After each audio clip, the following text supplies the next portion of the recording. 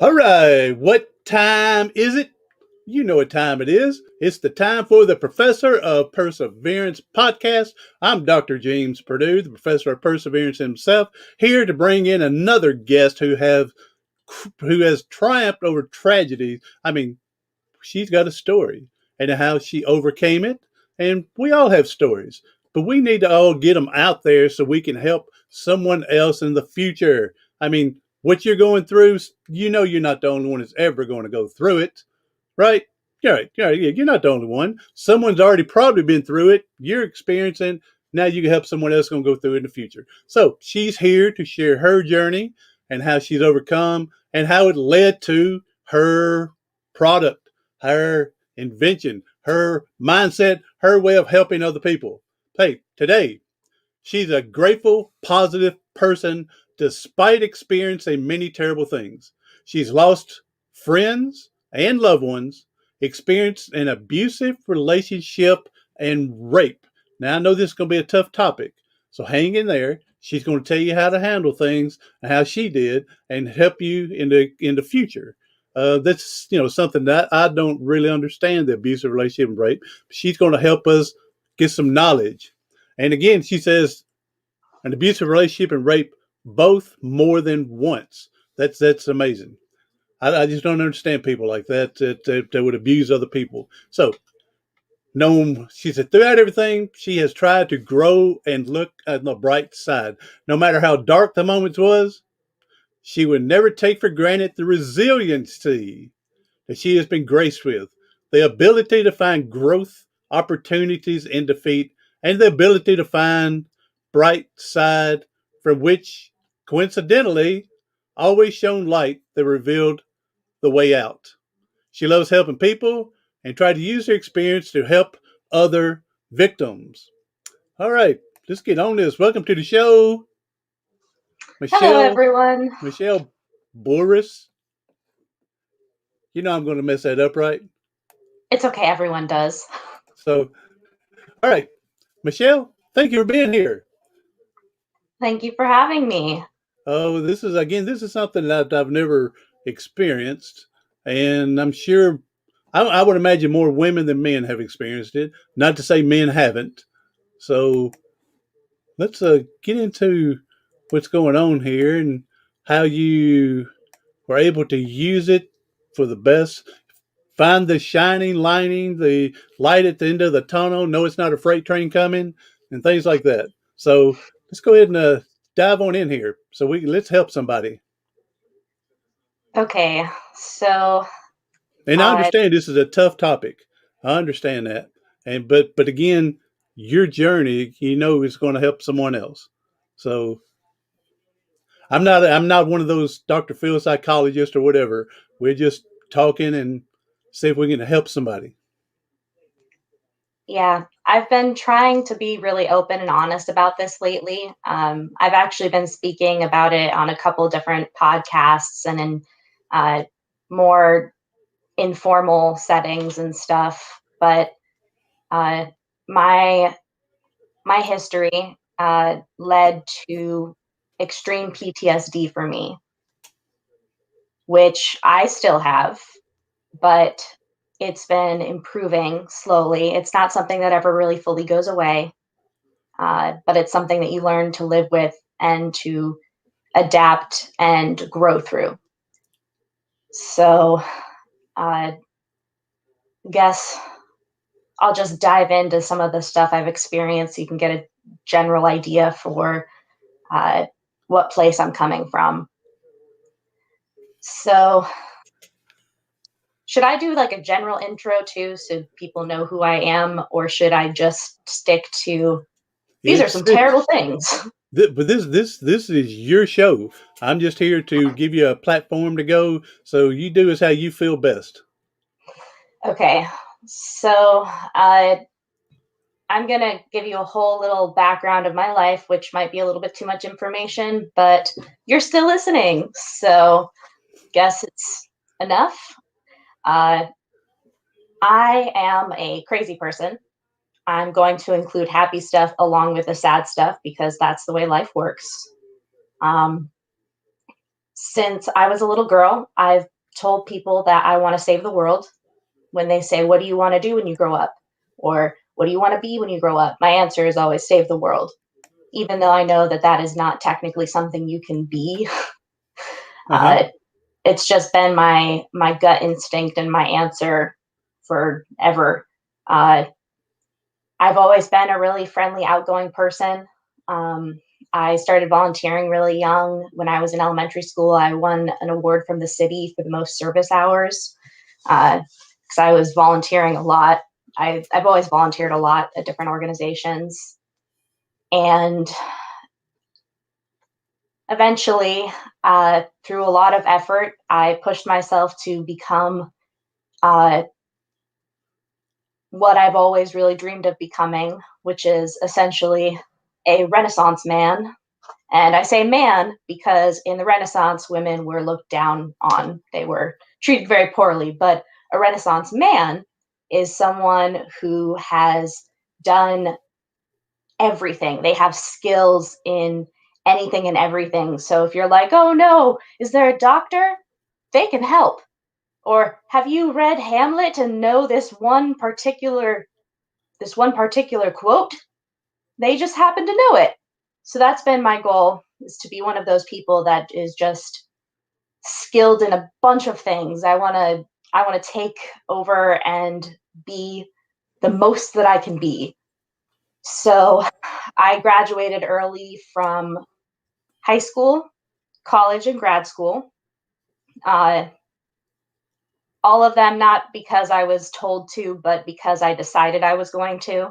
That's usually how things work. I've always been advanced, gifted, uh, very passionate, and I've always been very active with activities like music. I've sung all over the world. I've sung in Russia, China, sung in the Vatican. Oh, Um, wow. That's awesome. yeah, I was in a professional touring choir when I did that. I've sung the national anthem for the city of Phoenix before for their Fourth of July festival, uh, and for a bunch of sports teams and stuff like that.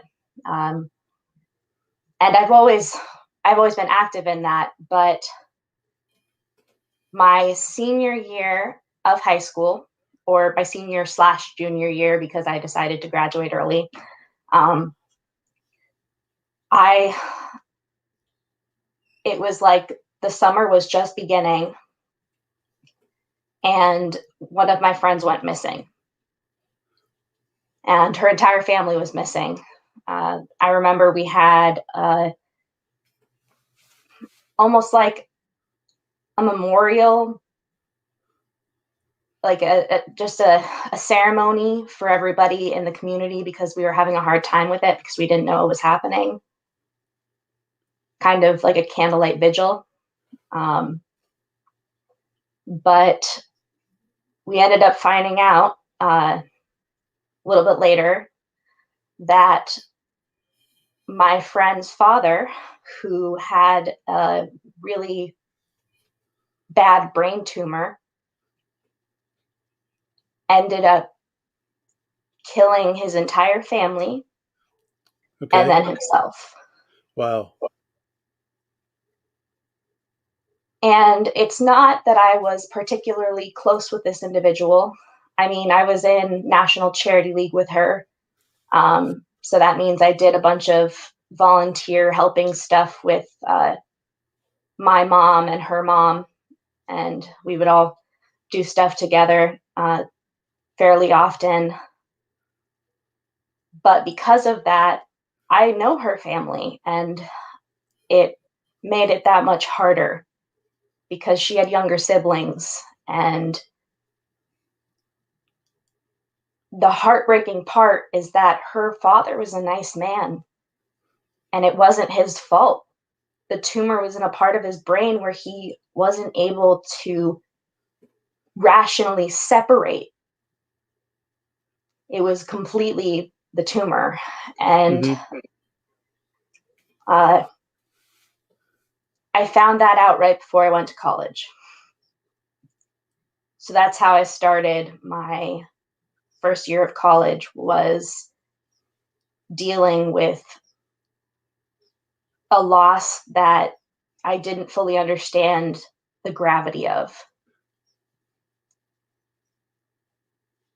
But I tried to persevere and I tried to keep being myself. I joined every club in campus. I had 5 jobs. I was in the honors program and I had like a double major, double minor, double concentration. I was doing it all. Uh, but then I But had a do you think doing it all was a way out to keep you from thinking about that experience? see, normally I would say yes, it might have been escapism, but that's kind of how I am as a person. Okay, yeah, that's I've fair. always been like that, the Mm-hmm. overachiever that does everything. Uh-huh. Yeah, It's that's because fair. Yes. I have too many things that I'm passionate about, and I just am bad at deciding between them, so I do them all. There you go. Uh, Okay. yeah, I have thought about that and tried to psychoanalyze some of that experience, but I think when it actually started really impacting me was when I got into an abusive relationship, which was starting my second year of college, no, end of first year of college.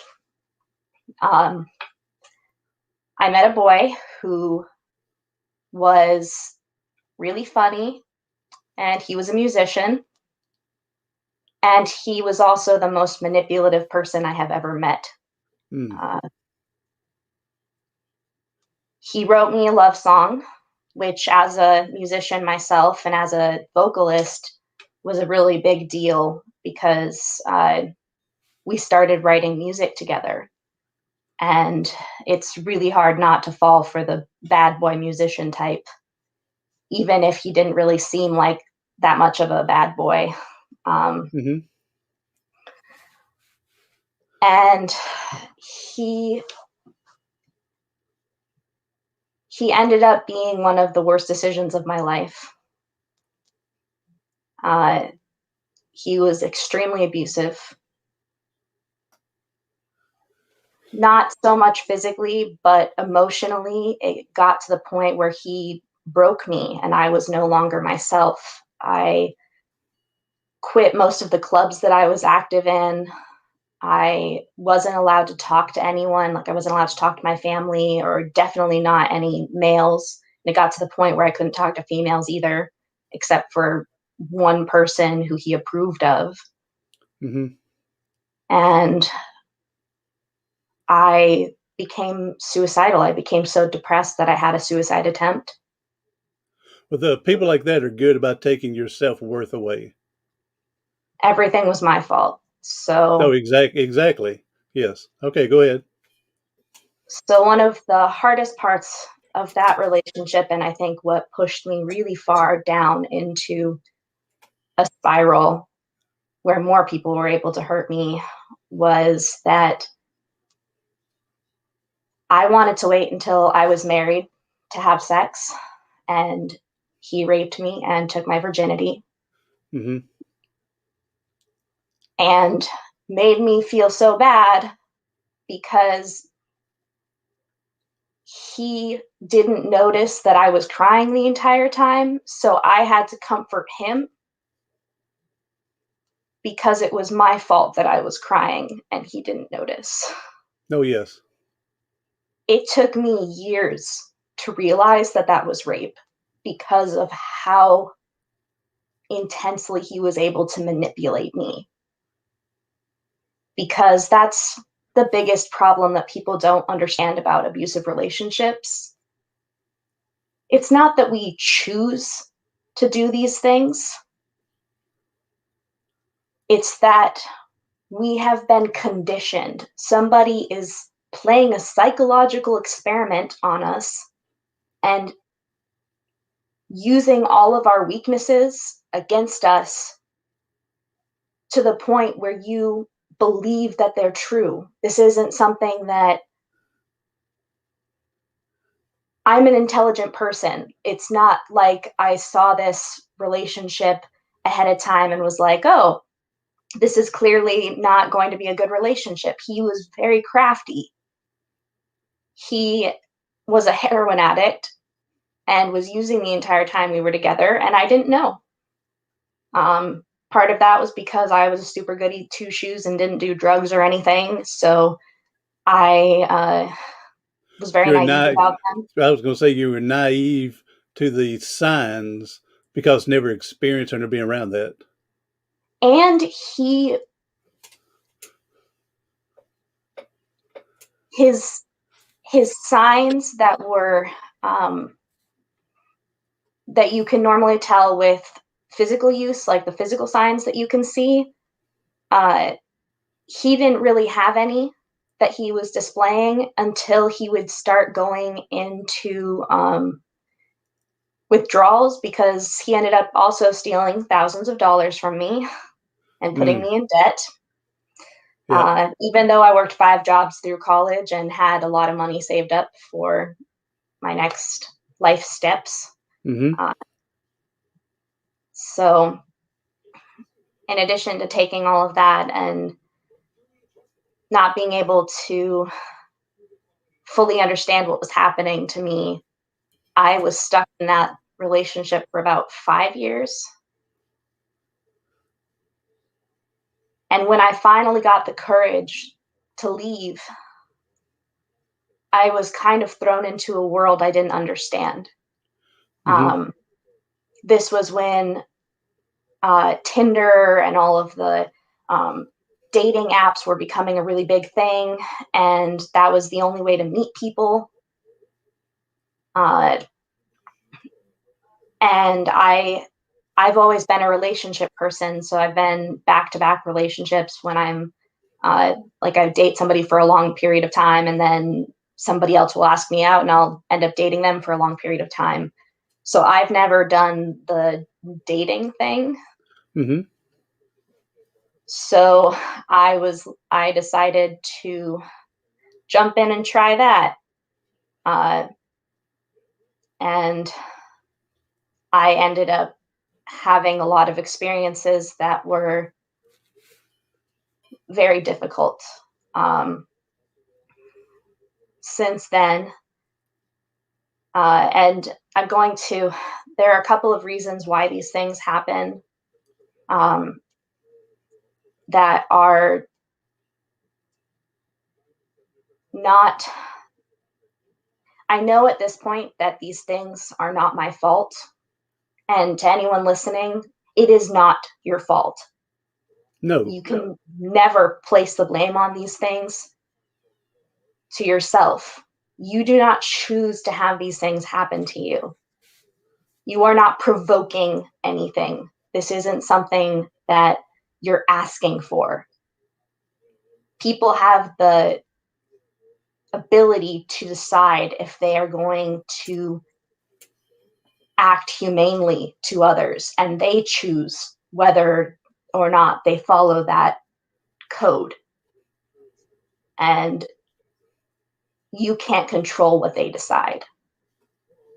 Um, that being said, statistically, there's a reason why people who are victims of abuse and rape tend to be victimized more than once.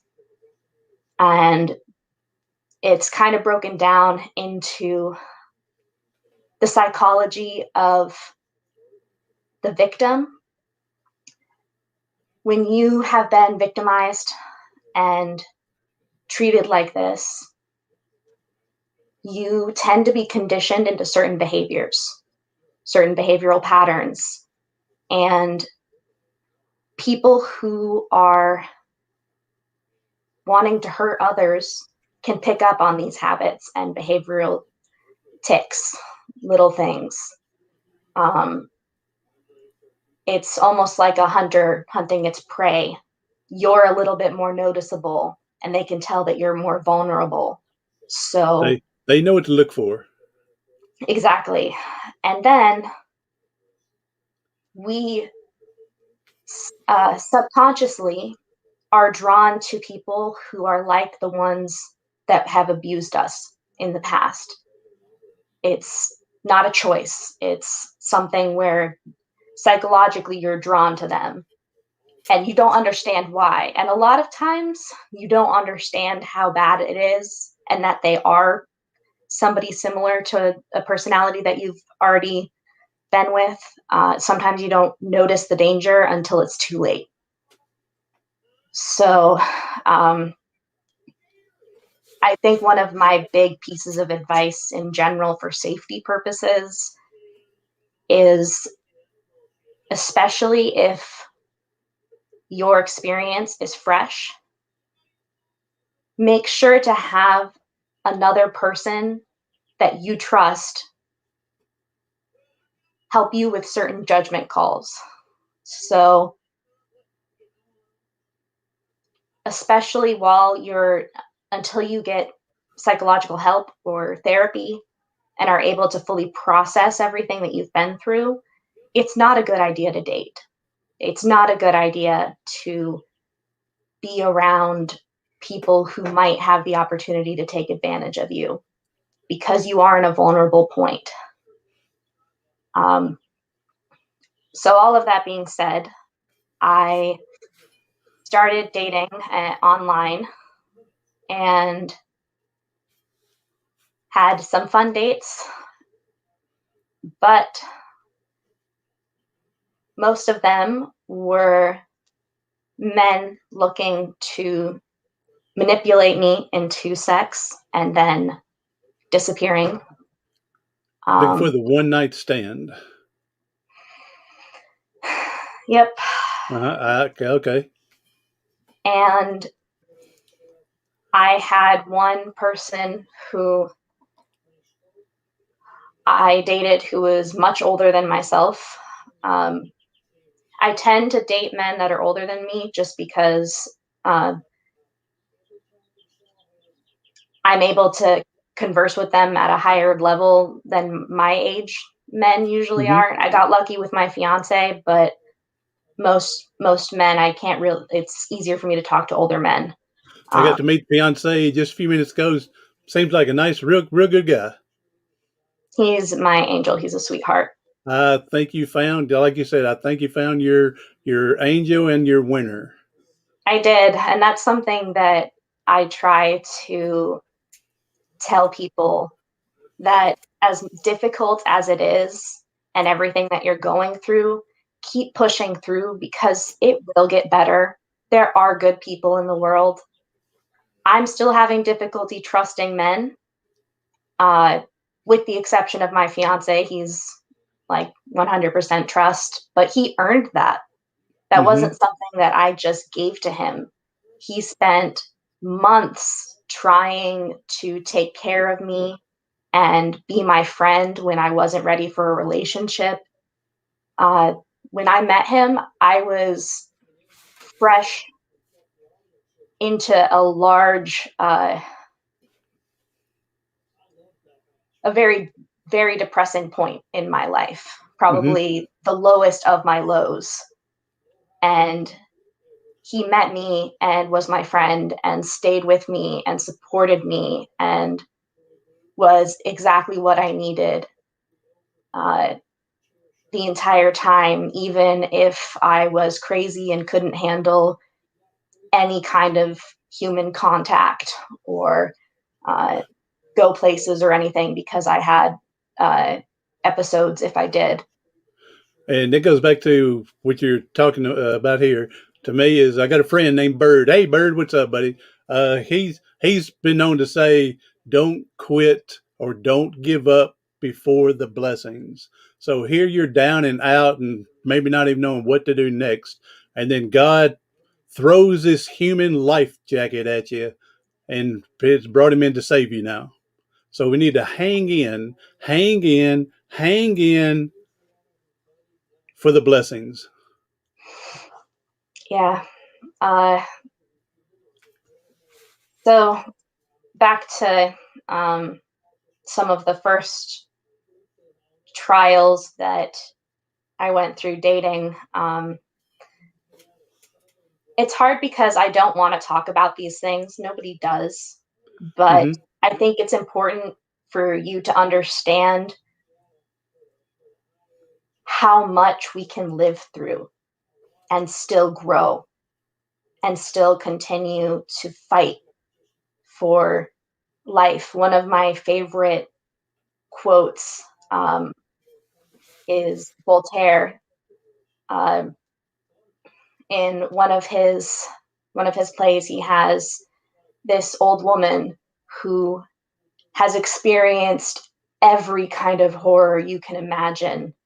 Like her life makes you break down and cry because you can't handle even listening to the things that she's experienced. And she says, I've wanted to kill myself 1,000 times, but I find that I am just too in love with life. And that has stuck with me since I was a kid. Um, and I think that it gives me courage to continue on. So I'm going to keep going deeper into some of my psychological terrors, uh, just so you can understand that it does get better no matter what happens. Um, so I had a date with a man who was a bit older than me, who owned a gym and was very fit. And he, after the date, manipulated me into thinking that he was too drunk to drive home. And I made sure he got back to his place okay. And then he physically overpowered me. And that was just once, some random guy. And eventually I tried again because I don't want to believe that that's what everyone's like. Uh-huh. Of course, I had to shower like 5 times because I was really traumatized, and that's how it works. So I wasn't able to press charges because I washed away any evidence, and he was well off enough that he would have been able to afford much better representation than I would, and it wouldn't have Mm-hmm. come to anything. So I ruined my chances at that. But I continued, and the next time that I decided to go out and potentially meet people, I went with a friend and her boyfriend and another friend of theirs because safety in numbers. I went with somebody who I trusted.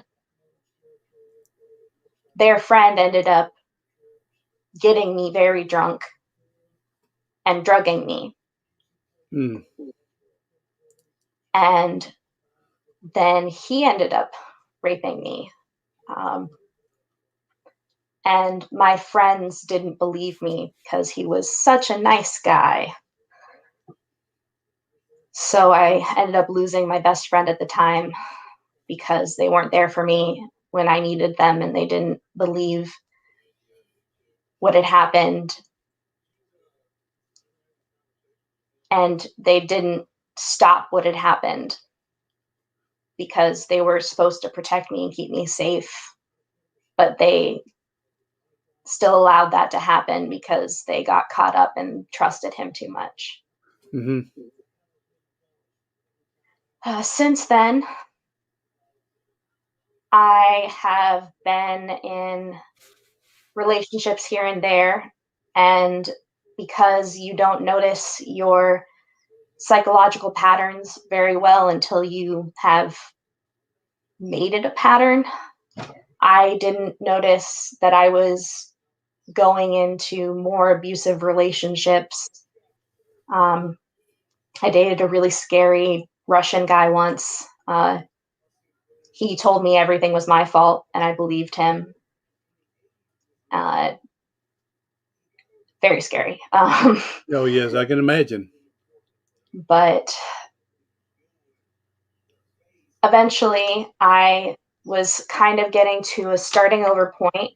I was teaching at Grand Canyon University, which I love teaching. I've been teaching for a while, and I was also working at a, a startup corporate office. And during this job, I made friends and was invited to go to a after work gathering with some work people that were on my team. And I decided to go because I've never really had work gatherings like that, Hmm. and found that one of my coworkers manipulated the situation. So I was unable to function, to make rational decisions. He specifically got me intoxicated and drugged me a little bit too. Yes. I thought I was safe because it was with all work people. I thought that with all of the people there that it would be safe. Hmm. And then he manipulated the situation to make everyone else leave. The people that I had specifically talked to for safety purposes as my buddies to make sure that I was safe, because I do prepare, I do carry pepper spray, I do a lot of things to try and stop things like this from happening. But he managed to manipulate the situation to make my safety people, that he guilted them into taking other people home because they had been drinking, Mm, and got me alone. And that broke me. I can That imagine. was my that was my breaking point.